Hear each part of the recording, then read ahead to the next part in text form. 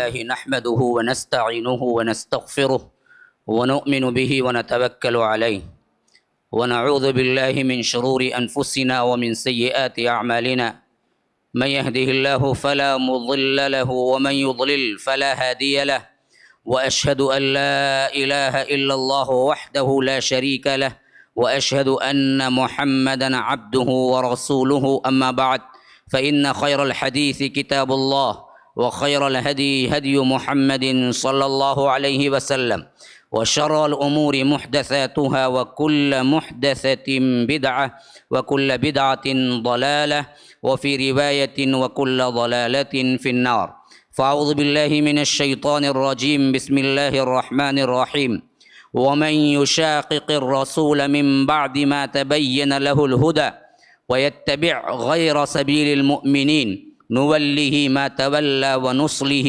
جهنم وساءت مصيرا اللهم أرنا الحق حقا وارزقنا اتباعه وأرنا الباطل باطلا وارزقنا اجتنابه اللهم علمنا ما ينفعنا وانفعنا بما علمتنا وارزقنا علما رب اشرح لي صدري ويسر لي أمري واحلل عقدة من لساني يفقه قولي۔ اس اللہ کے نام سے ابتدا جس کے ناموں کی کوئی انتہا ہی نہیں، اس ذات اقدس پر کروڑوں درود و سلام ہوں جو تمام دنیا کے لیے رحمت للعالمین بن کے آئے تھے۔ اللہ کے رسول صلی اللہ علیہ وسلم کو رب العالمین نے بھیجا تو اس پیغام کے ساتھ بھیجا کہ کائنات کے اندر توحید کا بول بالا ہو اور عدل اور قسط قائم ہو جائے، اور اللہ کے رسول صلی اللہ علیہ وسلم سے فرمایا گیا کہ اگر انصاف کے خلاف تمہارے رشتہ دار ہی کیوں نہ آ جائیں تب بھی آپ اور آپ کے ساتھی عدل پر کھڑے رہو، اور اللہ کے رسول صلی اللہ علیہ وسلم نے ایسے عدل و انصاف کے فیصلے کیے کہ کائنات میں نہ اس سے پہلے کہیں دیکھے جا سکتے ہیں نہ اس کے بعد کبھی رونما ہو سکتے ہیں۔ میں ایک واقعہ اس کے پس منظر میں آپ کو لے چلوں گا سنا کر، تاکہ ہم اس فتنے کی طرف صحیح طور پر پہنچ سکیں جو کہ آج کا ہمارے لیے مبحث ہے۔ سیدنا حضرت علی رضی اللہ عنہ کو اللہ کے رسول صلی اللہ علیہ وسلم نے گورنر بنا کے بھیجا یمن کا، اور یہ بخاری و مسلم کی روایت ہے۔ جب وہاں پر گئے زکوٰۃ کی وصولی ہوئی، نظام سلطنت اور سلطنت اسلامیہ کے اندر زکوٰۃ کا دے دینا ہی کافی نہیں ہے، بلکہ زکوٰۃ سسٹمیٹک اور اس سسٹم کو دینا جو گورنمنٹ چلاتی ہو، یہ سب سے اہم فریضہ ہے۔ اور جب تک حکومتیں رہی اللہ تبارک و تعالیٰ کا فضل و کرم کہ زکوٰۃ اسی سسٹم سے لی جاتی تھی، لیکن جب ہمارے ہاتھوں سے حکومتیں گئی تو ہمارا سسٹم برباد ہوا اور انفرادی زکوٰۃ دینے کا رواج ہو گیا، جس کی وجہ سے نہ کسی خاندان کا صحیح ہیلپ اور مدد ہو سکتی ہے، نہ ہمارے اندر کی غربت جا سکتی ہے۔ جو آج ہم دیکھتے ہیں کہ لاکھوں لوگ زکوٰۃ نکالتے ہیں اور لاکھوں زکوٰۃ کھانے والے زکوٰۃ خور ہر سال پیدا ہوتے ہی رہتے ہیں۔ ان کا منشا ہی کیا ہے کہ ہر رمضان میں لوگ کھاؤ پھر مست زندگی گزارو۔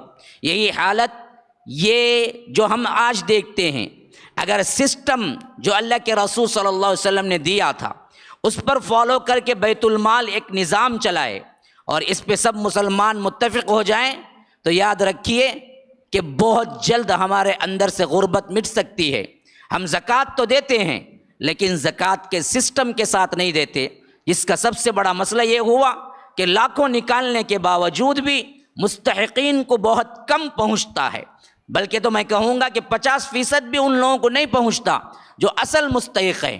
ان لوگوں کو پہنچتا ہے جو بے حیا ہیں، جو مانگنے میں کبھی حیا نہیں کرتے اور جو لگ لپٹ کے مانگ کے اوروں کا بھی حق لے لیتے ہیں، اور جو پیشہ ور بھکاری ہیں ان کو زیادہ پہنچتا ہے، مستحقین کو بہت کم پہنچتا ہے۔ یہ اس وجہ سے کہ زکوٰۃ کا سسٹم جو اللہ کے رسول صلی اللہ علیہ وسلم نے دیا کہ پوری امت جمع ہو کے بیت المال میں اپنی زکوٰۃ کو جمع کرائے اور بیت المال ڈیسائیڈ کرے کہ کس کو کہاں کب کتنا دینا ہے، اور ایسے دو جیسے کہ اس کے مسائل حل ہو جائیں۔ یہ نہیں کہ 50,000 اس کو دے دیے، یہ نہیں کہ اور 50,000 کسی اور کو دے دیے، یہ نہیں کہ خاندان میں کسی اور کو غریب دے گا اسے ایک 5,000 دے دیے، نہیں، ایک غربت کا ہے، ایک غریب معاملہ ہے۔ اب ایک غریب فیملی ہے، اس کی اسٹیبلشمنٹ، اس کا بزنس اور اس کی حالت سدھر کر وہ اپنے آپ میں خود کھڑا ہو جائے، اس کو اب کتنے لاکھ کی ضرورت ہے، وہ پورا بیت المال اس کو دے اور اسے ایک دکان یا تجارت یا جو بھی اس کے لحاظ سے وہ خود کفیل بن سکتا ہے اتنی مدد کر دے، اور اس مدد کے بعد وہ اپنے آپ کو آگے بڑھائے، محنت کرے، یہاں تک کہ خود زکوٰۃ دینے والا بن جائے، ہر سال کا زکوٰۃ لینے والا نہ بنے۔ یہ سسٹم ہے اصل میں، جس کو ہم نے چھوڑ دیا۔ تو اللہ کے رسول صلی اللہ علیہ وسلم نے حضرت علی کو یمن کا گورنر بنا کے بھیجا، تو وہاں کا زکوٰۃ کا مال لے کے آئے تھے۔ جب زکوٰۃ کا مال آتا تھا تو اللہ کے رسول صلی اللہ علیہ وسلم کے دور میں اللہ کے رسول خود تقسیم کیا کرتے تھے، اور حضرت ابو بکر و عمر کے دور خلافت میں بیت المال بنا دیا گیا اور وہاں سب کچھ جمع ہوتا تھا۔ تو اللہ کے رسول صلی اللہ علیہ وسلم کو جب یہ مال پہنچا اور اللہ کے رسول صلی اللہ علیہ وسلم دینے کے لیے لوگوں کو جمع کیا، تو ان میں سب سے زیادہ ان لوگوں کو دیا جو ابھی نئے مسلمان ہوئے تھے اور دیکھنے میں بڑے پیسے والے تھے، ہو سکتا تھا کوئی سردار بھی ہو، لیکن مؤلفۃ القلوب کا ایک شعبہ ہے زکوٰۃ کے اندر، ان لوگوں کو ہم زکوٰۃ دے سکتے ہیں جن کے لیے ہمارے دل میں یا خلیفہ یا حکومت سمجھے کہ یہ اسلام قبول کر لے گا یا اسلام کی مدد کرے گا۔ ایسے نو مسلم یا اسلام کی طرف رغبت رکھنے والے کافر بھی کیوں نہ ہوں، اور عنقریب وہ شاید ان احسانات کے بدلے اسلام قبول کر لیں، تو اس حیثیت سے زکوٰۃ کا مال ان کو دے سکتے ہیں۔ تو اللہ کے رسول صلی اللہ علیہ وسلم نے سونا جو آیا ہوا تھا، جو ٹکڑوں کی شکل میں تھا، تو اللہ کے رسول نے زیادہ مال صرف 4 آدمیوں کو دیا، جو کہ وہ پورا مال تھا 4 ہی آدمیوں کو دیا، اور وہ چاروں نئے مسلمان تھے۔ اقرع ابن حابس بہت بڑے قبیلے کے سردار تھے، لیکن ابھی نئے مسلمان ہوئے تھے۔ تو ایسے ہی دوسرے بھی تھے جن کو اللہ کے رسول صلی اللہ علیہ وسلم نے وہ مال تقسیم کیا۔ تو بعض صحابہ کو دلی تشویش ہوئی کہ اللہ کے رسول صلی اللہ علیہ وسلم کو ان لوگوں کو تو دیا لیکن ہم کو بھول گئے۔ لیکن جو صحابہ اس معاملے میں زیرک تھے، جانتے تھے، اس حیثیت سے ان کے دلوں میں کوئی رنج نہیں ہوا۔ اور جب اللہ کے رسول صلی اللہ علیہ وسلم نے دیکھا کہ صحابہ اس کے اندر تھوڑے سے پریشان ہیں، تو فرمایا اصل میں یہ سب میں نے ان کے تالیف قلب کے لیے دیا ہے، تمہارے ایمان پر مجھے بھروسہ ہے، تو اس لیے تمہارے ایمان کو تمہارے حوالے کر دیا۔ ان لوگوں کا ایمان ابھی بننا تھا، اس حیثیت سے ہم نے تالیف قلب کے طور پر انہیں کچھ دیا ہے۔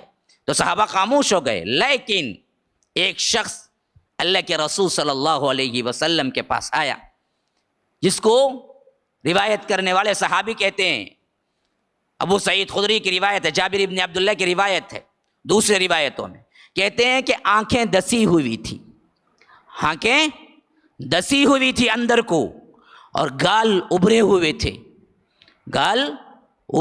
تھے، اور سر پہ بال نہیں تھے، منڈوایا ہوا تھا۔ اور یہ بدبخت قریب آ کے کہا، اعدل یا محمد، اللہ کے رسول صلی اللہ علیہ وسلم آپ انصاف کیجئے، آپ بے انصافی کیے ہیں۔ اللہ کے رسول صلی اللہ علیہ وسلم کو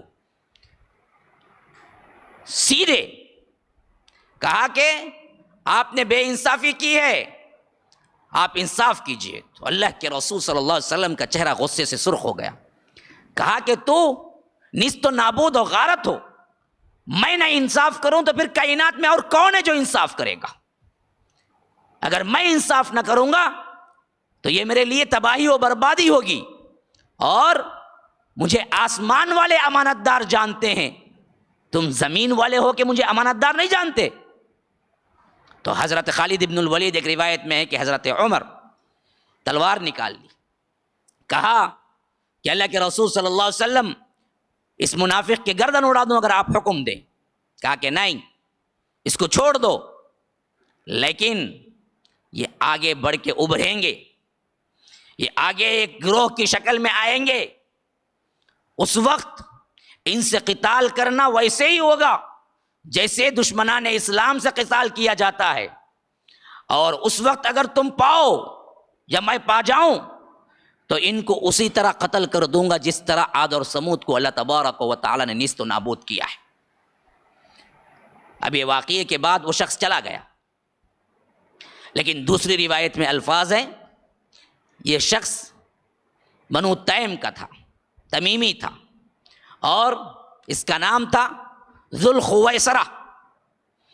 تیسری روایت کے الفاظ ہیں کہ اللہ کے رسول صلی اللہ علیہ وسلم نے فرمایا، حضرت علی نے اپنی خلافت کے موقع پہ بیان کیا کہ کہا کہ ایک شخص دو گروہوں کے اتفاق کے زمانے میں، یعنی دو گروہوں کا اختلاف جب ہوگا، ایسے منزل پہ جب ان کا اتفاق ہو رہا ہوگا تو ایک شخص اٹھے گا، وہ جہنم کے کتوں میں سے ایک کتا ہے، اور اس کی نشانی یہ ہوگی کہ اس کا ایک ہاتھ کٹا ہوا ہوگا، اور وہ ہاتھ جو کٹا ہوا ہوگا اس کا گوشت ایسے ابھرا ہوا ہوگا جیسا کہ کوئی بکری کا پستان ہوتا ہے، اس طرح اس کا گوشت ابھرا ہوا ہوگا. اور ایسے شخص کو تم پاؤ تو اسے قتل کر دینا، اگر میں پاؤں تو قتل کر دوں گا جس طرح عاد اور سمود کو اللہ تبارک و تعالی نے نیست و نابود کیا ہے. یہ واقعہ 10 ہجری 9 ہجری کے ہیں، جس کے اندر ایک بدبخت ترین شخص جو اللہ کے رسول صلی اللہ علیہ وسلم کے پاس آ کے کہا کہ اعدل یا محمد، اے اللہ کے رسول صلی اللہ علیہ وسلم آپ عدل کیجئے، آپ نے ناانصافی کی ہے. تو اللہ کے رسول نے جس سے فرمایا کہ بدبخت میں عدل نہ کروں تو کائنات میں کون ہے جو عدل کرنے والا؟ جس نے نبی کو بھی تنقید کی نگاہوں سے دیکھا. یہی وہ فتنہ ہے جو آگے چل کے خوارج کا فتنہ بنا. آج میں اسی کے بارے میں آپ کو بتاؤں گا. یہ خوارج کا بانی مبانی ہے، جو شخص آ کے اللہ کے رسول صلی اللہ علیہ وسلم کو بھی تنقید کی نگاہ سے دیکھا اور اللہ کے رسول صلی اللہ علیہ وسلم کے عدل کو بھی عدل نہ مانا. یہی وہ اشخاص ہیں جو آگے چل کے حضرت عثمان کو بھی تنقید کا نشانہ بنائے. یہی وہ اشخاص ہیں جو آگے چل کے حضرت علی کو بھی تنقید کا نشانہ بنائے. یہی وہ بدبخت ہیں جو آگے چل کے حضرت عثمان کے گھر میں داخل ہو کے حضرت عثمان کو قتل کیا، حضرت علی کو قتل کیا. آگے حضرت علی کے لیے اور بھی سب سے بڑی مصیبت انہی لوگوں نے پیدا کی جو کہ خوارج کہلائے. خوارج خارجی کی جمع ہے. خارجی ایگزٹ ہو جانا، نکل جانا، خارج اس سے نکلا ہے. یعنی یہ وہ لوگ تھے جنہوں نے امت مسلمہ میں ہوتے ہوئے امت مسلمہ سے خود نکل گئے. امام ابن تیمیہ رحمہ اللہ بیان کرتے ہیں خارجی کی تعریف میں کہ یہ سب سے پہلے افراد ہیں مسلمانوں میں جنہوں نے مسلمانوں کو کافر کہا. مسلمانوں کو کافر کہا. یاد رکھیے، کفر کا فتویٰ دینا خوارج کی نشانی ہے. یہ اور بات ہے کہ آپ غلطیاں بتائیں، لیکن یہ کہنا کہ فلاں کافر، یہ بے باکی کے ساتھ فتوے دینا اور لوگوں کو جو مسلمان ہیں ان کو کافر بتانا، یہ سب سے پہلے اسلام میں جس نے کیا وہ خوارج ہیں، اور جن کو اللہ کے رسول نے کہا کہ یہ جہنم کے کتے ہیں، ان کو اگر مل جاؤ تو تم انہیں قتل کر دینا، عاد و سمود کی طرح مٹا دینا. تو امام ابن تیمیہ رحمہ اللہ کہتے ہیں کہ سب سے پہلے جنہوں نے مسلمانوں میں ہوتے ہوئے مسلمانوں پر کفر کا فتویٰ لگایا وہ خارجی ہیں. اور دوسری ان کی سب سے بڑی نشانی اہل ایمان حکمرانوں کے خلاف بغاوت کرنا. آپ پوچھیں گے تو حکمرانوں کے خلاف کچھ نہ بولا جائے، بول سکتے ہیں لیکن بغاوت نہیں کر سکتے. حکمران غلطی کیوں نہ کر رہا ہو، گناہ کیوں نہ کر رہا ہو، کیوں؟ یہ سسٹم اللہ کے رسول صلی اللہ علیہ وسلم نے دیا کہ حکمرانوں کے خلاف تنہائی میں نصیحت کرنے کا اہل سلف سے ہمیں ملتا ہے، لیکن کوئی اہل سلف حکمرانوں کی غلطیوں کی وجہ سے بغاوت بلند نہیں کی۔ بغاوت کا بلند کرنا یہ دراصل خارجیوں کا فتنہ ہے، جو کہ آج بہت زیادہ پایا جاتا ہے کہ فلاں نے کیا کر دیا، ایسا کر دیا کہ یہ کیا ہے، اس کے اوپر باغی ہو جاؤ، عرب ایسے کر رہے ہیں باغی ہو جاؤ، شام ایسے کر رہا ہے باغی ہو جاؤ، داعش بنا لو، ایک کمیٹی بنا لو، جہاد ہم پہ فرض ہو گیا ہے نکلو۔ یہ سب خارجی ہیں، یہ سب خارجی ہیں جنہوں نے اہل سنت کو مارنے کے لیے کیا ہے، یہ آئیڈیالوجی استعمال کی، جو کہ پہلے دور میں حضرت علی کے دور میں ابھرے۔ کیوں؟ اہل سنت اور اہل سلف کا یہ فلسفہ ہی نہیں کہ حاکم اگر مسلمان ہو، خواہ وہ کتنا بڑا گنہگار کیوں نہ ہو، اس کے خلاف خروج نہیں ہوگا، اس کے خلاف بغاوت نہیں ہوگی، اس کی اصلاح ہوگی۔ اسی وجہ سے امام ابو حنیفہ رحمہ اللہ، ان کی زندگی کو دیکھ لو، امام شافعی، امام مالک، امام احمد ابن حنبل جیسے بڑے بڑے اہل سلف علماء کو دیکھ لو، ان کے دور میں بڑے بڑے فتنے اٹھے، اور یہ فتنے اٹھانے والے خود کون تھے؟ حکمران تھے۔ ہارون رشید، مامون رشید، اور اس کے بعد اس کا بیٹا معتصم، ان سب لوگوں نے قرآن کو مخلوق کہا، اور جنہوں نے نہ کہا ان کو کیا ہے، قتل کر دیا۔ اور امام بھی اس کی پاداش میں تقریباً زندگی کا بہت بڑا حصہ جیل میں گزارا، لیکن بغاوت نہ کی، بغاوت نہ کی، جماعت نہ بنائی، جہاد کا نعرہ بلند نہ کیا، سہتے رہے، یہاں تک کہ مامون کا زمانہ گزرا، ہارون رشید کا زمانہ گزرا، اس کے بعد کا آنے والا جو تھا اس نے توبہ کی، امام سے معافی مانگی کہ میرے باپ دادا نے آپ کو بڑی تکلیفیں دی ہیں۔ تو امام نے کہا تم آج کیا مانگتے ہو، جب پہلا کوڑا پڑتا تھا مجھے تبھی میں معاف کر دیتا تھا۔ اتنی بڑی عقائد کی چیز تھی، معاملہ اختلاف بھی نہیں تھا، عقائد کا معاملہ تھا، کہ انہوں نے یہ عقیدہ، یہ فلسفہ گڑھا کہ قرآن اللہ کی مخلوق ہے، جبکہ قرآن اللہ کی مخلوق نے خالق کی صفت ہے، قرآن مرتا نہیں، جیسے رب نہیں مرتا۔ تو یہ عقیدے پر بھی بغاوت نہ ہوئی، اہل سنت میں کیا نہیں کیا، جماعت فارم نہ کی، جہاد کا نعرہ بلند نہیں کیا۔ یہ سلف اور اہل سنت کا عقیدہ ہے کہ تم حکمرانوں کی غلطیوں کو بغاوت کا سبب نہ بناؤ، اور جو پارٹیاں بغاوت کا اعلان کرتی ہیں اور جہاد کے لیے مسلمانوں سے کرنے کے لیے اکٹھے کرتے ہیں، تو یاد رکھ لیجئے وہ خارجی ہیں، جتنے آج کے دور کے عرب کنٹریز کو بدنام کر رہے ہیں، یا کیا ہے برا بلا کہ جہادی تنظیمیں بنا رہے ہیں، یا جہاد کی طرف نہیں تو کم از کم ان پر گالیاں بولنے کے لیے جماعتی پاور لا رہے ہیں، یہ سب خارجیین کے فتنے ہیں جو ہمارے اندر گھس آئے۔ آج بڑے بڑے نام ان سے جڑ گئے ہیں، بڑے بڑے نام، سید سلیمان ندوی جو کہ ابو الحسن علی ندوی کے کیا ہیں، رشتہ داری میں آتے ہیں، اور ندوے کے قیام میں ان کا بہت بڑا عمل ہے۔ یہ اپنی زندگی پوری خاموشی سے گزارے، لیکن انہی کا نواسا آج کیا ہے، پوری شدت سے عربوں کو گالیاں دیتا ہے، اور کہتے ہیں کہ وہ آج ہمارے اوپر جہاد فرض ہو گیا، فلاں ہو گیا، عرب کنٹریز سو رہے ہیں، ان کو مارو، ان کے لیے تیاری کرو، ان کے لیے جہاد کرو۔ یہ سب خارجیوں کا فتنہ ہے، سمجھ لیجئے۔ مسلم حکمرانوں کے خلاف، مسلمانوں کو مارنے کے خلاف، مسلم امت میں چھوٹے چھوٹے معمولی ان کے بے احتیاطی اور ان کے گناہوں کو بنیاد بنا کر سب سے پہلے جس نے خروج کیا اور حضرت عثمان کو شہید کیا وہ خارجی ہیں۔ ان کے دو بڑے نشانیاں ہیں، ایک کفر کا فتویٰ دینے میں بہت ہی بے باک ہے، آج بھی دیکھیں گے، چھوٹی چھوٹی غلطیوں پہ کفر، چھوٹی چھوٹی غلطیوں پہ کفر، چھوٹے چھوٹے اختلافات پہ کفر، یہ نہیں مانتا کافر، وہ نہیں مانتا کافر۔ میں نے کتنے بڑے بڑے اختلافات آپ کے سامنے 15 دن سے فتنوں کی حیثیت سے بیان کیے، لیکن ان کے بانی مبین کو میں نے کسی کو کافر نہیں کہا، آپ نے نوٹ کیا ہوگا۔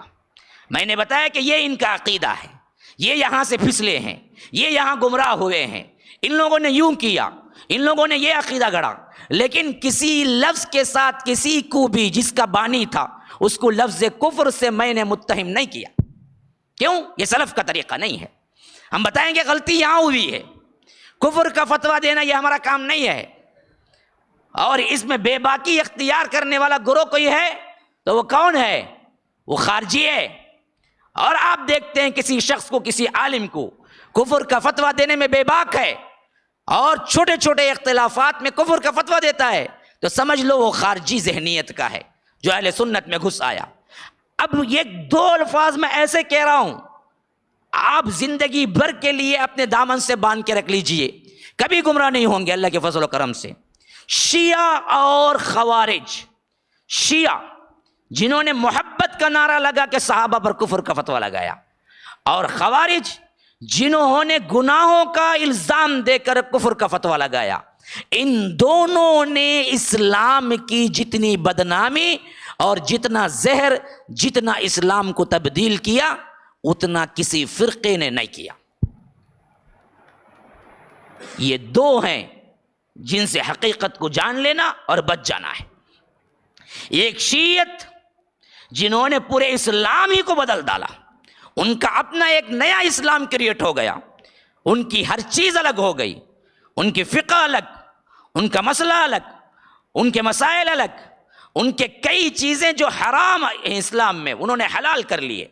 اور یہ فرقہ اپنی حیثیت سے اسلام کو ٹکڑوں میں بانٹ دیا، اور الگ اسلام جو کہ اس وقت بٹا آج تک قائم ہے.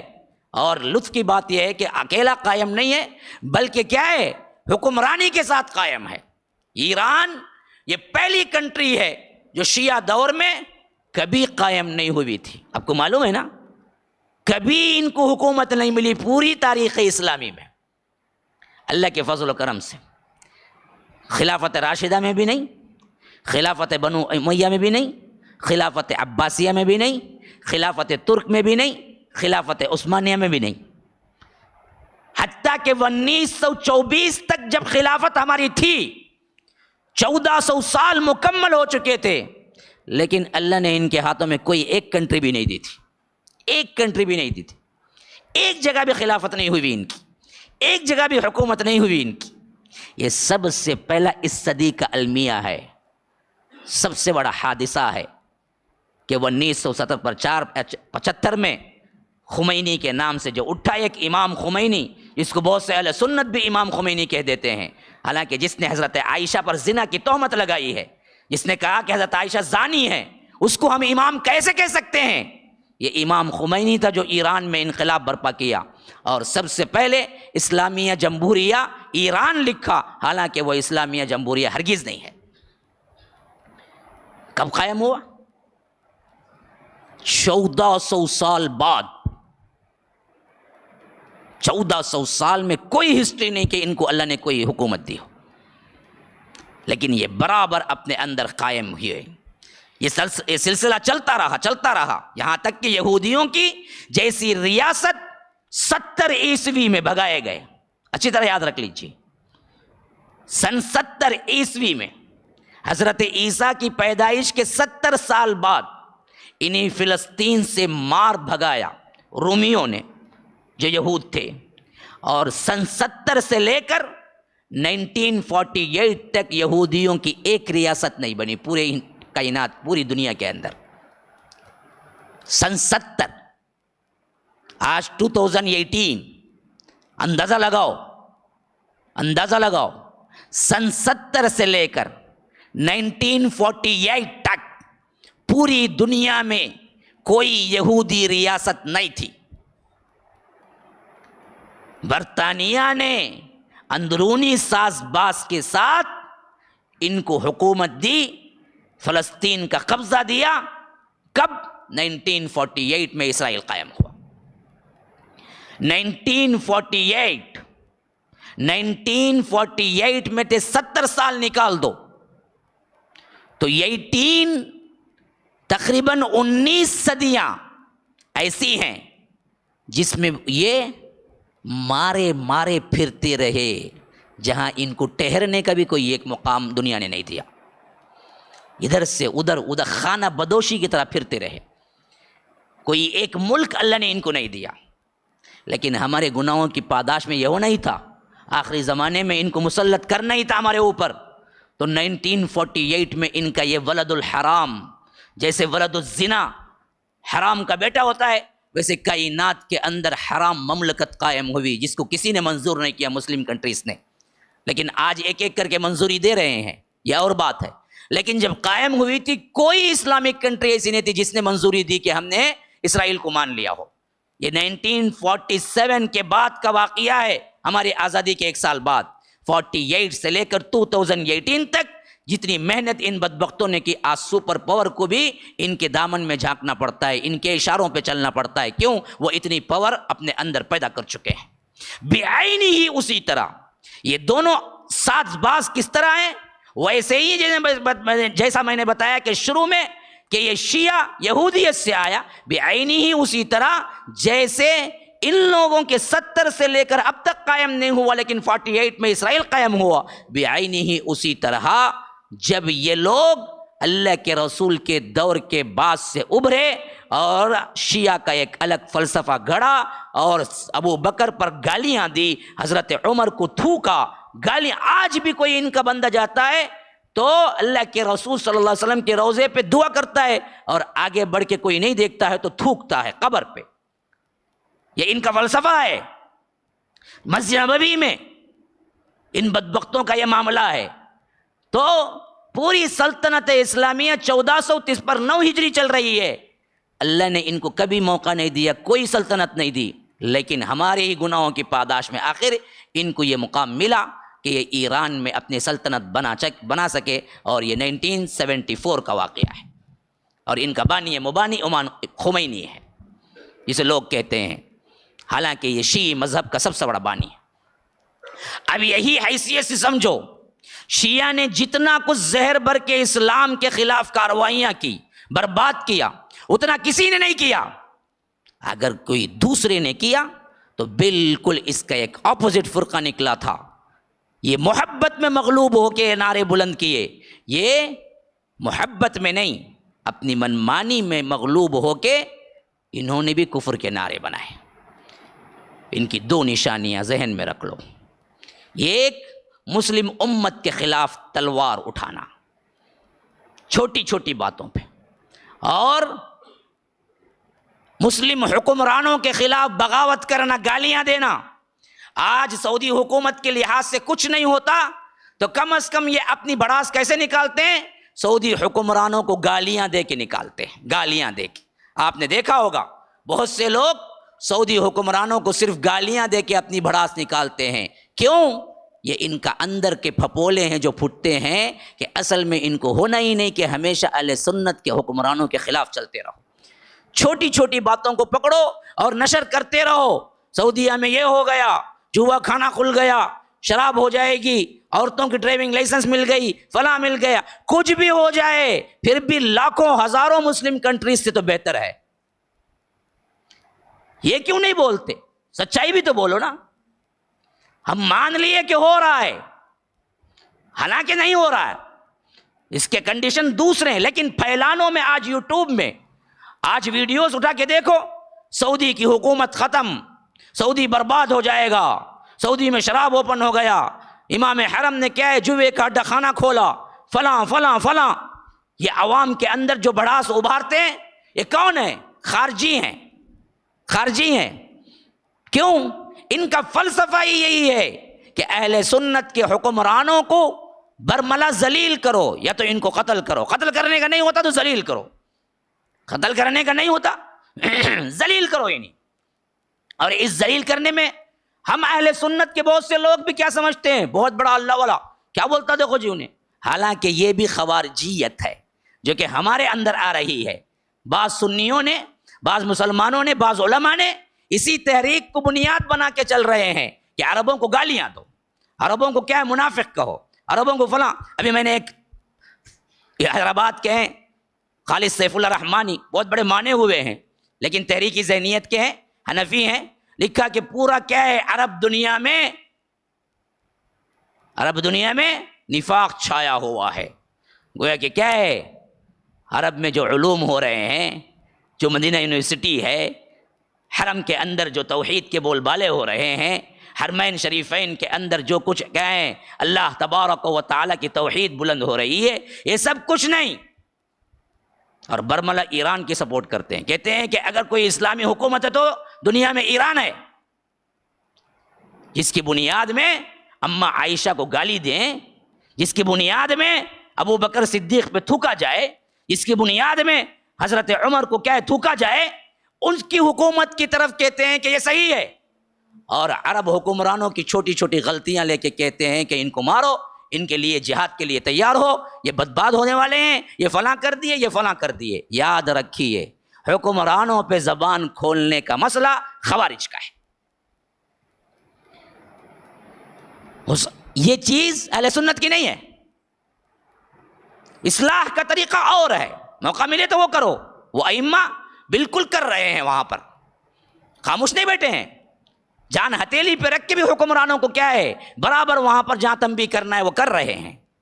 لیکن مجموعی طور پر اس جیسی کنٹری نہیں ہے کوئی بھی جہاں پر توحید کا بول بالا ہو، جہاں پر کوئی ایک درگاہ نہ ہو، جہاں پر کوئی کیا ہے عرس نہ نکلتا ہو. بتاؤ مجھے دنیا میں کون سی ایسی کنٹری ہے سوائے سعودی عربیہ کے؟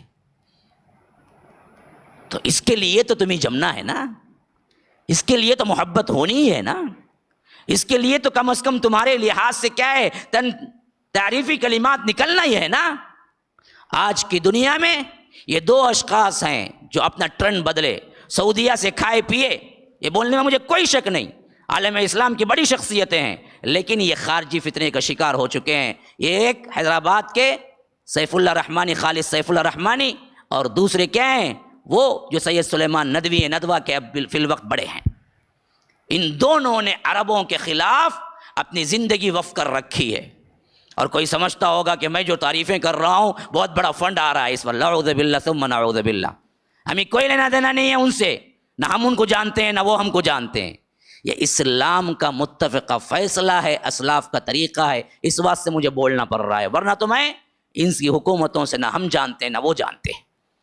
یہ مسئلہ ایسا ہے، یہ دین کا مسئلہ ہے، اس کے واسطے ہمیں بولنا پڑتا ہے. اسلاف کا یہ طریقہ نہیں تھا، یہ خوارج کا فتنہ ہے جو نامعلوم حیثیت سے ہمارے دلوں میں اندر جا رہا ہے، جس کی وجہ سے وہ کامیاب ہو رہے ہیں، جس کی وجہ سے ہمارے اندر کیا ہے حکمرانوں اور علماء کی اہمیت کم ہو رہی ہے، جس کی وجہ سے ہمارا ایمان ٹوٹ رہا ہے، جس کی وجہ سے ہمارا ایمان کمزور ہو رہا ہے، اور ہم خارجیت کی طرف جا رہے ہیں، خارجیت کی طرف جا رہے ہیں.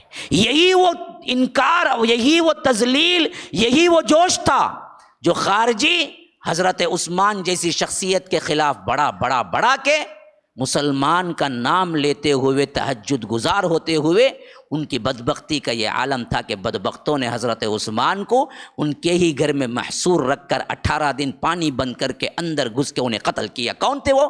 نمازی، روزے دار، تہجد گزار تھے،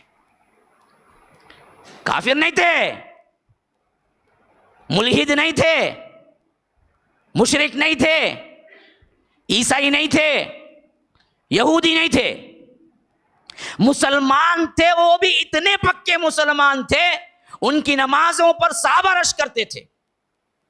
مسلمان تھے، اتنے عبادت گزار تھے، ان کی عبادتوں پر صحابہ کو رشک آتا تھا کہ ایسی عبادت تو ہم بھی نہیں کرتے. یہ تھے وہ بدبخت. لیکن خارجی فتنہ اندر دھسا ہوا تھا کہ ہر ایک کو کرٹیسائز کرو، ہر ایک کو ذلیل کرو، ہر ایک کو کفر کا فتویٰ لگاؤ، ہر ایک کو نااہل قرار دو، چھوٹی چھوٹی باتوں پر کیا ہے تلوار اٹھاؤ. جو فتنہ آگے بڑا یہاں تک کہ حضرت عثمان کو جیسی شخصیت، دور اللہ کے رسول کے داماد، بدبختوں نے یہ بھی نہیں سوچا، جن کو اللہ کے رسول نے اپنے زبان مبارک سے جنتی جنتی جنتی 3 4 دفعہ کہا، ان کو کہہ رہے تھے کہ یہ ناخلف ہیں، یہ دراصل خلافت کے حقدار نہیں ہیں، اور ان پر گردن اور ان پر تلوار اٹھانے کی ہمت اور جرأت کی، تو ان کا عقیدہ کتنا مضبوط ہو چکا ہوگا کہ حضرت عثمان کے بارے میں. یہی حال ہم امتوں کے بارے میں آج ہو رہا ہے. آج آپ یوٹیوب کھولیے، کتنے ایسے ہیں جو چیخ رہے ہیں، ہنس رہے ہیں، خوش ہو رہے ہیں کہ سعودی ختم ہو رہا ہے، فلاں ہو گیا، اب وہاں پر کیا ہے ایسا ہو گیا، اب دیکھو کیا ہونے والا ہے، یہ کتے یزید کے اولاد ہیں، لکھنے والے یہ سب لکھے ہوئے ہیں نیچے کمنٹس پہ، یہ انگریز کی اولاد ہیں، یہ تو مرنا ہی ہے۔ لکھتا کون؟ وہ جو اپنے آپ کو اہل سنت بولتا۔ نہیں، اہل سنت نہیں، اہل خوارج ہے۔ ہم ان کو یہ نہیں بولتے، ہم بولتے کہ یہ عقیدہ درست نہیں ہے۔ ہم نے انہیں خنزیر کی اولاد، کتے کی اولاد، انگریز کی اولاد نہیں بولا، لیکن یہ برابر ہم ہی بولتے ہیں۔ تو سمجھ لو کون انصاف پہ ہے، کون انصاف پہ نہیں ہے، کون خارجیت پہ ہے، کون خارجیت پہ نہیں ہے۔ اچھی طرح سمجھ لو، ہم تو سیدھا سادہ دین وہی پیش کرتے ہیں جو اللہ کے رسول نے پیش کیا۔ نہ ہمارے پاس جہاد کا نعرہ ہے، نہ ہمارے پاس گروپزم کا نعرہ ہے، نہ ہمارے پاس جوش کا نعرہ ہے۔ جو حقیقتاً اسلام ہے وہ پیش کرتے ہیں بس۔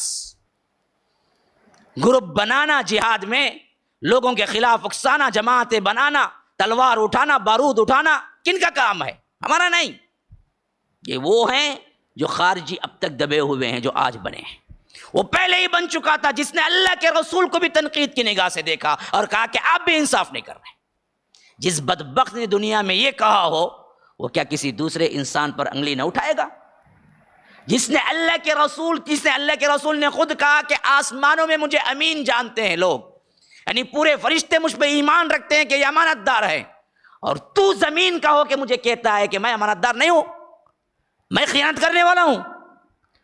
تو جس بدبخت کے کوک سے نکلنے والی اولاد خوارج ہے، اس کا بانی جس نے اللہ کے رسول پر تہمت باندھی، کیا کسی انسان مسلمان کو چھوڑے گا؟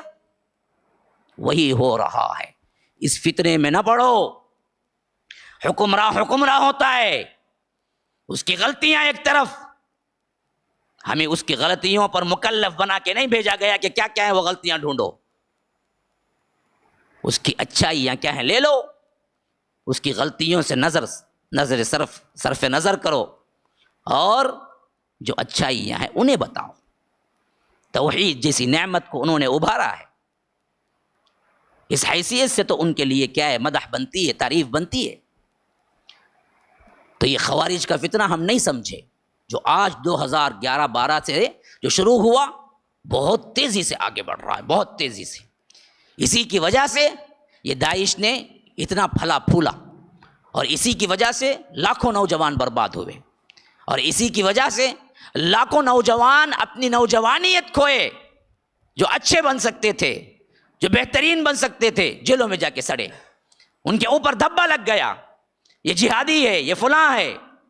ماں باپ سے ریکویسٹ کرتا ہوں، کسی ایسی جماعت میں اپنے بچوں کو جانے کا اجازت نہ دینا جن کی تنظیم کے اندر یہ خیالات ہے کہ ہمیں گورنمنٹ سے ٹکر لینا ہے، ہمیں فلاں کرنا۔ یہ سلف کا طریقہ نہیں۔ خواہ وہ غیر مسلم ہو مسلم ہو، ہمیں امن کا داعی بنا کے بھیجا گیا۔ ہمیں یہ نہیں کہا گیا کہ خفیہ سازشیں کر کے لوگوں کو مارو، ہاں خودکشی کے حملے نہ کرو، بارود نہ اٹھاؤ، تلوار نہ اٹھاؤ۔ یہ طریقہ ہی نہیں ہے ہمارا۔ اس کو پہلا ایجاد کرنے والا یہی بدبخت تھا، جو کہ حضرت عثمان جیسی شخصیت کو قتل کرنے میں انہیں کچھ بھی احساس شرمندگی نہیں ہوئی، کچھ بھی نہیں ہوئی۔ اسی وجہ سے جس نے حضرت عثمان کی گردن پہ پہلے تلوار رکھا، روایتوں میں آتا ہے کہ حضرت عثمان نے اس کے ہاتھ کو پکڑ کے کہا، مجھ بوڑھے کو جو 82 سال کا ہو چکا ہوں، جس کو اللہ کے رسول نے جنت کی گارنٹی دی ہو، کیا تجھے شرم نہیں آتی کہ تو میرے اوپر تلوار اٹھا رہا ہے؟ اتنا کہنے کے باوجود بھی اس کا دل کے اندر ذرا سا بھی نرمی پیدا نہ ہوئی، اور اس بدبخت نے کیا کیا، اسی تلوار سے انہیں کٹا، انہیں سر قلم کیا۔ کیوں؟ ان کا عقیدہ بن چکا تھا، ہم ہی اصل میں قرآن و سنت پہ ہیں، یہ جو بھی ہیں سب کافر ہیں، یہ جو بھی ہیں سب گنہگار ہیں۔ گناہ پر کفر کا فتویٰ دینا حرام ہے، اور خارجیوں کا اعتقاد ہے کہ گناہ کرنے سے انسان کافر ہو جاتا ہے۔ اہل سنت سلف اس وقت تک کفر کا فتویٰ نہیں دیتے جب تک کہ کبیرہ گناہ بھی نہیں، شرک نہ ہو جائے اس کے اندر، صرف ہم اسی کو کہہ سکتے ہیں کہ یہ کافر ہے، وہ بھی علی الاطلاق کسی کا نام لے کے نہیں۔ مجموعی کہہ سکتے ہیں کہ فلاں کام کرنے والا کافر، اور فلاں کام کسی نے کیا تو اس کا نام لے کے ہم نہیں بول سکتے کہ یہ کافر۔ مثلا میں کہہ سکتا ہوں درگاہ پہ جا کے، درگاہ کے خبر پہ سر جھکانا شرک ہے، اور سر جھکانے والا اللہ کا شریک ٹھہراتا ہے، مشرک ہے۔ لیکن اگر آپ مجھے بلا کے پوچھیں فلاں صاحب جا کے سر جھکائے، آپ ان کو مشرک بولیں گے؟ میں کہوں گا کہ نہیں بولوں گا، میں نام کے ساتھ نہیں بول سکتا، میں کام کو بولوں گا کہ یہ کام شرک ہے۔ نام کے ساتھ ہمیں پتہ نہیں، کیوں؟ اس کے مرتے وقت وہ کیا کرے گا وہ ہمیں پتہ نہیں۔ اللہ توبہ کی توفیق دے دے، مرتے وقت توحید پرست بن کے مرے۔ کسی کا نام لے کے ہم کفر کا فتویٰ دے نہیں سکتے، یہ ہماری اتھارٹی نہیں ہے، سلف کا منہج نہیں ہے۔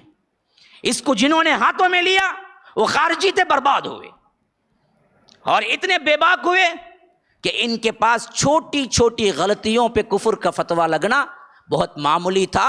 اس کی مثال اب سنو کیسے، یہ کہاں سے عروج میں آئے۔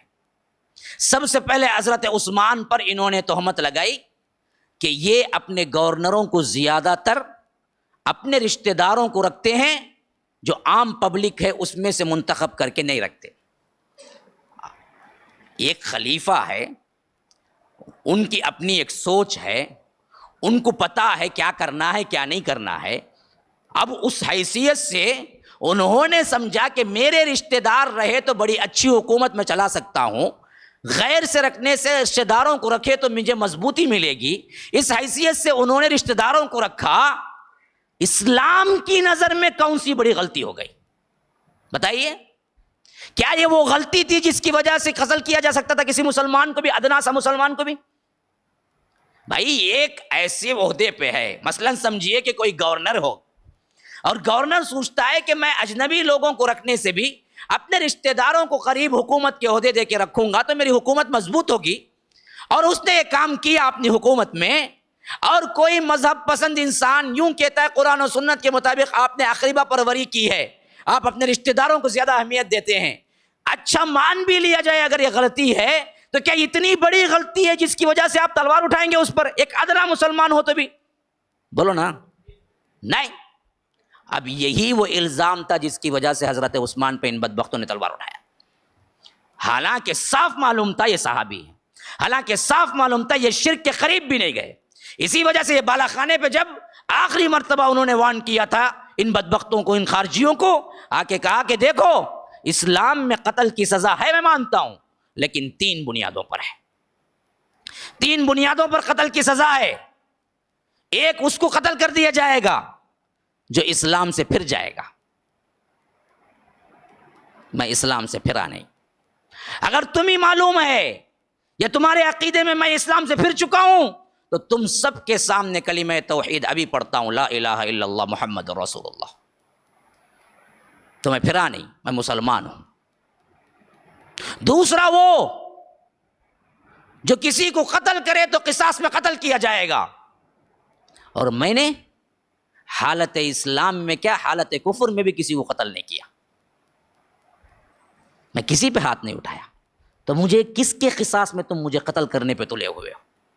نمبر 3، کسی کو قتل کرنا جائز ہے اسلام میں تو وہ شادی شدہ زانی ہے، شادی کرنے کے باوجود جس نے زنا کیا اس کو کیا ہے سزا؟ اس کی قتل ہے۔ اور میں اللہ کی قسم کھا کے کہتا ہوں اسلام لانے کے بعد اپنے سیدھے ہاتھ سے میں نے شرمگاہ کو بھی نہیں چھوایا آج تک، زنا تو بہت دور کی بات ہے۔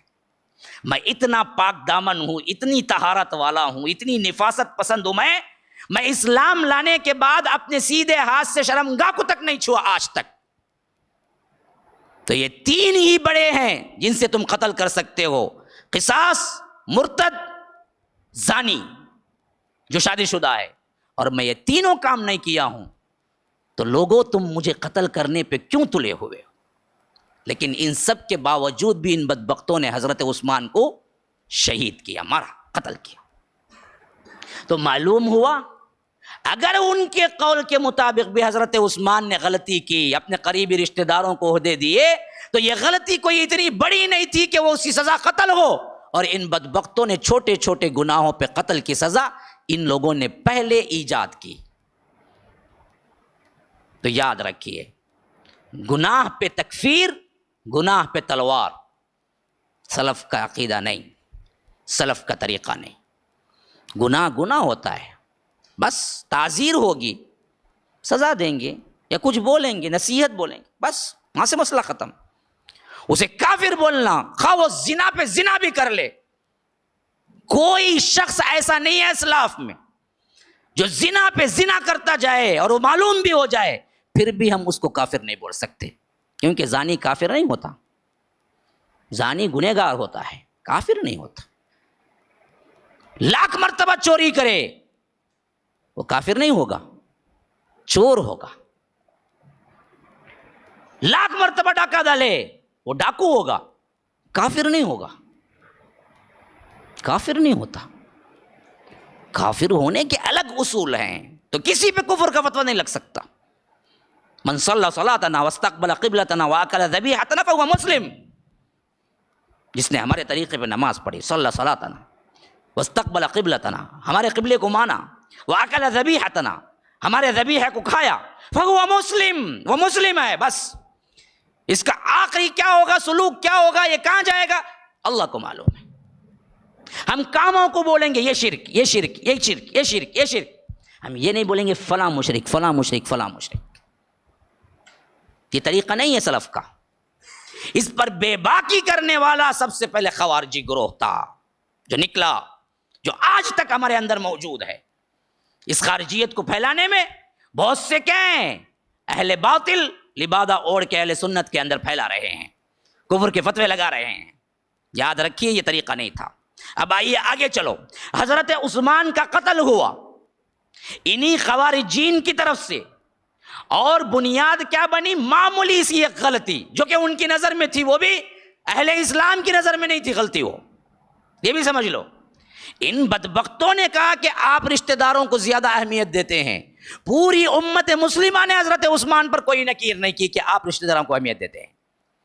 یہ ان کی طرف سے مغالطہ تھا، غلط فہمی تھی، جس کی وجہ سے انہوں نے تلوار اٹھائی. اچھا، حضرت عثمان شہید ہو گئے. حضرت عثمان شہید ہونے کے بعد بولے کہ اب جو کچھ ہے وہ حضرت علی ہے. یہ دونوں کا معاملہ اس وقت متفق تھا، شیعہ بھی متفق تھے، خوارجی متفق تھے کہ حضرت علی کو ہی بنانا ہے. حضرت علی کو مان لیے، حضرت علی کو مان لیے. لیکن جب حضرت علی نے انصاف کرنا چاہا کہ حضرت عثمان کو جن بدبختوں نے قتل کیا انہیں سزا دینا چاہا تو حضرت علی کے خلاف پلٹ گئے. کہا کہ ہم تو ان کو مانتے ہی نہیں ہیں، آپ ان کی کیا ہے، موت پہ ہم ہی سزا دیں گے، اگر آپ ایسے کریں گے تو ہم آپ کے خلاف ہو جائیں گے. تو ایسا پریشرائز کیا کہ حضرت علی اپنے پورے دور خلافت میں قصاص عثمان نہ لے سکے. جب قصاص عثمان نہ لیے تو حضرت معاویہ رضی اللہ عنہ جو شام کے گورنر تھے، انہوں نے کہا کہ جب تک آپ قصاص عثمان نہ لیں گے، عثمان کا قصاص نہ لیں گے جو کہ آپ ہی کے گروہ کے لوگ ہیں، تب تک میں آپ کو خلیفہ نہیں مانوں گا. تو دونوں کے اندر جنگ ہو گئی. حضرت معاویہ ایک طرف تھے، ایک طرف شیعہ خوارج مل کے حضرت علی کے ساتھیوں میں تھے. یہی وجہ سے کیا ہے حضرت علی کو نقصان اٹھانا پڑا. وجہ یہ کیا کہ مخلص ساتھی نہ ملے. حضرت معاویہ کے مخلصین تھے، حضرت علی کو سب یہ بدبخت لوگ ملے. اسی وجہ سے آخری خطبات پڑ جائیے، آنکھوں میں آنسو آ جائیں گے جو حضرت علی نے دیے تھے. ان سے تنگ آ چکے تھے حضرت علی اس وقت. کہا کہ بدبختو تم نے نہ مانا میری بات، میں خلیفہ نہیں بن، تو بولا تب بھی مت مان، نہ مانا. بن کے کہہ رہا ہوں کہ یہ کرو، تب بھی نہیں مانتے ہو، پھر تو میں کیا کروں. بڑی تکلیف دی، بڑی تکلیف دی حضرت علی کو زندگی میں ان دونوں نے. تو حضرت معاویہ کے خلاف جب جنگ ہوئی، یہ جنگ صفین کہلائی.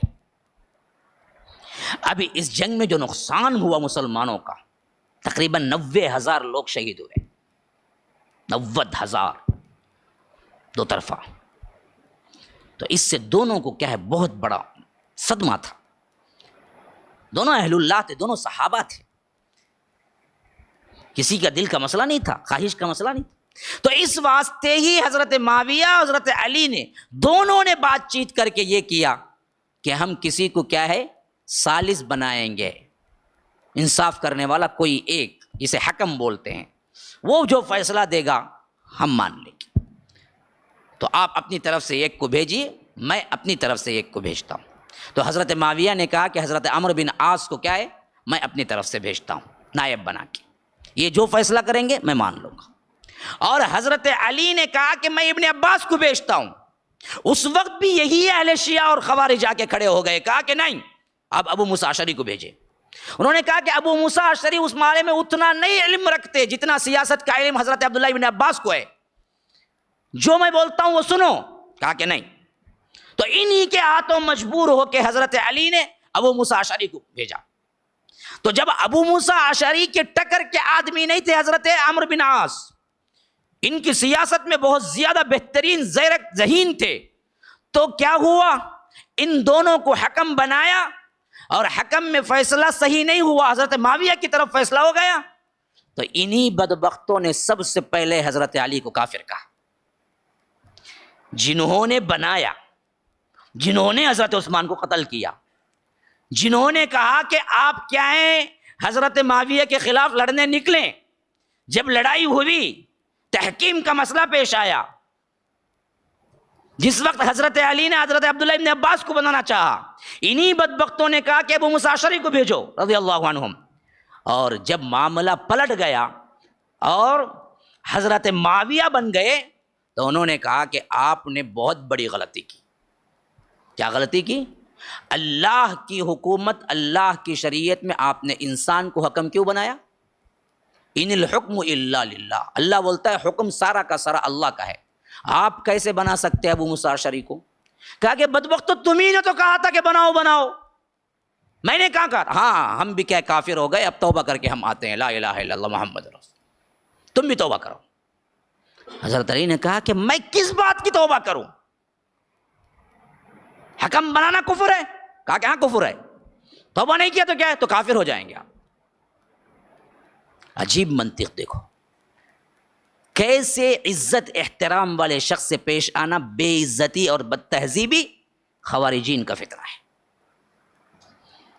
علماء کو اہمیت دو، اگر کوئی بندہ بد تہذیب ہے، علماء کو اپنے جیسا سمجھ کے کیا ہے لان تان کرتا ہے، بات میں کیا گراوٹ ہے، خارجیت کی بو آ رہی ہے گویا کہ۔ ادب پہلا قرینہ ہے محبت کے قرینوں میں، ادب سیکھو، ادب۔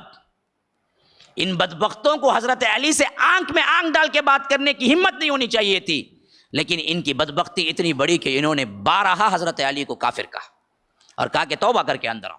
حضرت علی نے کہا تمہارا دماغ چل گیا ہے، میں نے کوئی کفر یا کلمہ کہا ہی نہیں، تو میں کیوں توبہ کروں؟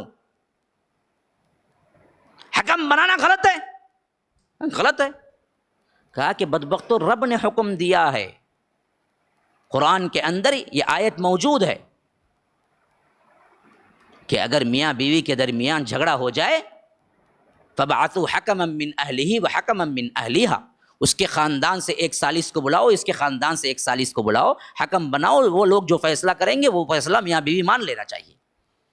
تو کہا کہ یہ جو ہے یہ کیا ہے، یہ سمجھانے پر بعض لوگ توبہ کر کے پھر حضرت علی کی طرف آئے، لیکن بعض وہی پکڑے رہے پرانی۔ تو 12,000 افراد تھے جو اچانک رات حضرت علی کی لشکر سے نکل کے حضرت علی کو کافر کہتے ہوئے نہروان، ایک مقام بغداد کے قریب ہے، وہاں جا کے اپنی ایک الگ سی کنٹری بنا لی، الگ سی حکومت بنا لی۔ اگر جا کے بھی خاموشی سے رہ جاتے نا، حضرت علی چھوڑ دیتے۔ مسئلہ یہ ہو گیا ان بدبختوں کا کہ اس ایریے سے کوئی بھی گزرتا، اہل سنت کوئی بھی گزرتا، صحابی ہو یا غیر صحابی ہو، معصوم مسافر کیوں نہ ہو، اس کو لا کے پوچھتے تم کیا کہتے ہو، علی کو کافر بولتے ہو؟ نہیں۔ وہ بولتا کہ نعوذ باللہ، میں علی کو کیسے کافر کہوں، تو مار دیتے، اڑا دیتے۔ ان کے لوٹ مار آگے بڑھنے لگے، یہاں تک کہ ایک میاں بیوی کے ساتھ ایک قافلہ جو کہ کیا ہے حضرت علی سے ملنے جا رہے تھے، معصوم تھے، کچھ پتا نہیں تھا انہیں، ان کو پکڑ لیا اور کہا کہ علی کو تم کیا مانتے ہو؟ کہا کہ حضرت علی تو راشد خلیفہ ہیں، 4ویں خلیفہ ہیں۔ کہا کہ انہوں مسلمان بھی نہیں ہیں۔ کہا کہ نعوذ باللہ، یہ کہنا اس سے بہتر ہے کہ میں مر جاؤں. کہا کہ ہاں تو مر جاؤ گے. کہا کہ میری جان لے لو کوئی مسئلہ نہیں, لیکن میں حضرت علی کے خلاف یہ بات نہیں بول سکتا. تو آخرکار ان کو کیا کیا, ان بدبختوں نے مارا صرف نہیں, مار کے ان کے اندر کے پورے اعضا نکال کے اس میں کیا ہے گھاس اور پتے بھر کے لاش کو جلا کے حضرت علی کی طرف پھینکا. جب حضرت علی نے دیکھا کہ یہ اہل سنت کو مارتے ہیں, ان کے ہاں کافر کو پناہ ملتی تھی, اہل سنت کو پناہ نہ ملتی تھی, تو حضرت علی نے دیکھا کہ یہ چیز اگر ہم ان کو چھوڑیں گے تو یہ فتنہ بڑھ جائے گا. اور شاید وہی وہ واقعہ تھا جو اللہ کے رسول نے مجھے کہا تھا کہ اگر تم ان کو پاؤ جو اہل سنت کو ماریں گے اور کافروں کو پناہ دیں گے تو انہی سے لڑنا ہے. تو انہوں نے حضرت معاویہ سے جو مسئلہ چھڑا ہوا تھا اس کو چھوڑا اور جنگ نہروان کے لیے نکلے, خود نکلے اور اپنا لشکر لے کے پہنچے. پہلے طور پر پھر سمجھایا, بدبختو تم نے کیا ہے غلط عقیدہ رکھ لیا ہے. کہا کہ آپ کافر ہیں, ہم سے بات ہی نہیں کرنا ہے, آپ تو حکم بنا لی, آپ تو کافر ہیں ہماری نظر میں. حالانکہ کیا تھے یہ نماز روزے میں ایسے پابند تھے اس پہ صحابہ رش کرتے تھے. اسی لیے اللہ کے رسول نے فرمایا کہ وہ نماز اور روزوں میں ایسے ہوں گے کہ تم دیکھو گے تو ان پہ رش کرو گے, لیکن ایمان کی حیثیت سے قرآن وہ پڑھیں گے, اس گلے کے نیچے قرآن نہیں اترے گا انہیں. ایمان ایسے ان کے دلوں سے نکل جائے گا جس طرح تیر شکار سے نکل جاتا ہے, اندر کچھ نہیں ہوگا. تو جب حضرت علی پہنچے نہروان میں تو بڑی گھمسان کی لڑائی ہوئی, لیکن حضرت علی نے کہہ دیا کہ یہ عاد و سمود ہیں اور جہنم کے کتے ہیں, کسی ایک کو نہ چھوڑنا, مل جائے تو انہیں مارنا. اور وہ شخص جس کو اللہ کے رسول نے کہا کہ علی اگر تمہیں مل جائے تو اس کو کیا قتل کر دینا, جو کہ اپنا بازو کٹا ہوا ہوگا اور بازو پھولا ہوا ہوگا اور اس کے بازو کی اینڈنگ پستان کی طرح ہوگی. تو حضرت علی نے جنگ صرف 12-10 آدمی بچے, بقیہ سب کو قتل کیا, 12,000 لوگوں کو قتل کیا. یہ باقی 10-12 بچے نا, انہی سے آج تک یہ فتنہ پھر بھی کیا ہے پروان چڑھا. اچھا یہ سنو, جب جنگ ختم ہو گئی وہ 12-10 آدمی بھی کہیں جا کے چھپ گئے, تو حضرت علی نے دیکھا کہ سب کے سب ختم ہو گئے. تو حضرت علی نے کہا کہ آؤ مجھے ساتھ ملو, میں یہ سننا اور دیکھنا چاہتا ہوں کہ جو ارشاد اللہ کے رسول نے کیا تھا مجھ پہ یہ وہی گروہ ہے یا کوئی دوسرا ہے. میں خطا تو نہیں کر چکا ہوں, دیکھتا ہوں میں. اب لاشیں پلٹنے الٹنے لگے, ایک ایک لاش کو کھنگالنے لگے کہ کہیں وہ آدمی تو مل جائے جسے اللہ کے رسول نے کہا تھا کہ اس کو قتل کر دینا, یہ جہنم کا کتا ہے. تو اللہ کے رسول صلی اللہ علیہ وسلم کے اس قول پہ حضرت علی کو یقین تھا یہی وہ لوگ ہوں گے. تو ان کے لاشوں میں ٹٹولنے لگے, یہاں تک کہ ایک لاش بالکل بعینہ ہی اسی طرح پائی گئی جسے اللہ کے رسول نے کہا تھا کہ بازو کٹا ہوا اور پھولا ہوا اور کیا ہے بکری کے پستان کی طرح ابھرا ہوا. کہا کہ اللہ اکبر اللہ اکبر اللہ اکبر, الحمدللہ میں نے اسی گروہ کو قتل کیا جس کو اللہ کے رسول نے قتل کرنے کا حکم دیا ہے. یہی وہ شخص ہے جس کے بارے میں اللہ کے رسول نے کہا کہ یہ ایسے ہیں جو مسلمانوں کو قتل کریں گے اور کافروں کو پناہ دیں گے. تو اس طرح یہ فتنہ ختم ہوا. لیکن یہ 4-10 بچ گئے تھے نا, یہ خارجی ذہنیت برابر چلتی رہی یہاں تک کہ حضرت علی اپنی خلافت کے 4 سال مکمل کیے. تو اس میں سے ایک خارجی تھا وہ جس نے مکے کے اندر حرم شریف میں کعبۃ اللہ کے قریب حتیم میں بیٹھ کے پلان کیا کہ 17 رمضان المبارک کو ایک ہی وقت میں حضرت معاویہ کو ایک جائے گا, حضرت عمرو بن عاص کو یہ قتل کرنے جائے گا, ایک میں خود ہوں گا جو حضرت علی کو قتل کرنے جائے گا. یہ سازش بنائی. کہاں بیٹھ کے بنا رہے ہیں دیکھو, کعبۃ اللہ میں, کہاں حتیم کے اندر, جہاں نماز پڑھنے کو آج 2 رکعت کے لیے آپ کو کیا ہے بہت کوشش کے باوجود بھی وہاں جگہ نہیں ملتی. وہاں بیٹھ کے ان بدبختوں نے حضرت علی کو قتل کرنے کا پلان بنایا. یہ کون تھے؟ وہی 10 خارجیوں میں سے ایک تھا, عبد الرحمن ابن ملجم. لیکن روایت میں عبد الرحمن ابن ملجم, باپ کا نام ابن ملجم تھا, نام اس کا کیا تھا بدبخت کا؟ عبد الرحمن تھا. عبد الرحمن نمازیں روزے اس کے ایسے تھے, جب یہ کوفہ میں آیا تو لوگوں میں مشہور ہو گیا کہ کوئی بہت بڑا اللہ والا آیا ہے. نیت کیا تھی؟ حضرت علی کو قتل کرنا. تو وہ رمضان ہی میں, پہلے رمضان کو اندر داخل ہو گئے کوفے میں اور انتظار کرنے لگا کون سا دن موقع کب ملے گا, کیسے ملے گا, کیسے میں حضرت علی کو قتل کروں. اس کی وجہ سے اس نے کیا کیا, 2 دھاری تلوار زہر میں بجھا کے رکھی ہوئی تھی، اور موقع ملتے ہی آخرکار کیا ہے، قتل کرنے کے لیے فجر کے وقت آیا اور حضرت علی کو کیا ہے وہ تلوار گھمائی اور پیٹ چیرا، تو حضرت علی نے حکم دیا کہ پکڑو اس کو، وہ پکڑ لیا گیا۔ کہا کہ دیکھو، اپنے بیٹے حسن سے کہا اگر میں اس زخم سے مر جاؤں تو قصاص میں اس کو قتل کر دینا، اگر میں اس زخم سے زندہ بچ جاؤں گا تو میں خود فیصلہ کروں گا اس کے ساتھ کیا کرنا ہے۔ 3 دن بعد حضرت علی اسی زخم سے شہید ہو گئے، اسی زخم سے شہید ہو گئے۔ حضرت حسن نے اس کو بلوایا اور قصاص کے طور پہ اسے قتل کرنے کے لیے کہا، تو اس وقت بھی بدبخت نے کہا کہ تو ایسی زبان کو آج قتل کرنے والا ہے جو کہ 1 منٹ کے لیے بھی ذکر اللہ سے کبھی خالی نہ رہی۔ مرتے وقت بھی وہ اللہ اللہ کر رہا تھا، مرتے وقت بھی سبحان اللہ الحمدللہ بول رہا تھا، تہجد گزار تھا، روزے دار تھا، عبادت ایسی تھی کہ کہا کہ جب تو اسے قتل کرے گا تبھی یہ زبان بند ہوگی اللہ کے ذکر سے، تب تک یہ زبان چلتی رہی ہے۔ فائدہ کیا ملا؟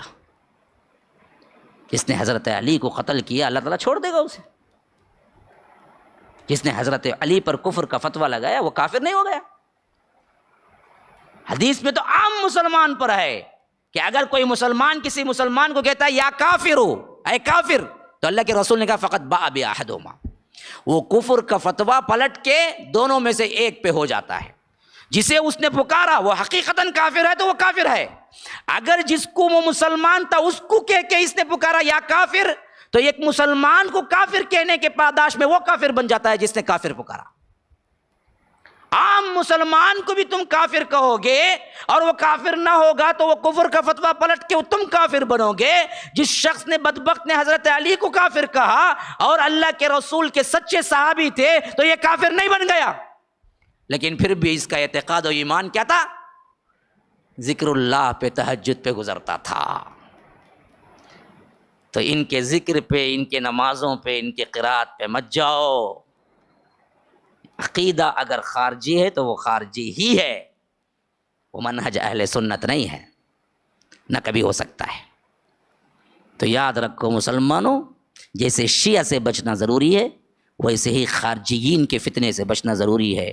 اور شیعہ دکھنے میں دکھ جاتا ہے سامنے کہ شیعہ ہے، لیکن خارجی اہل سنت میں ایسا گھسا ہوا ہے کہ دکھتا ہی نہیں ہے۔ اس واسطے اسے لگانا ہے تو ان 2 نشانیوں سے پتہ لگانا ہے۔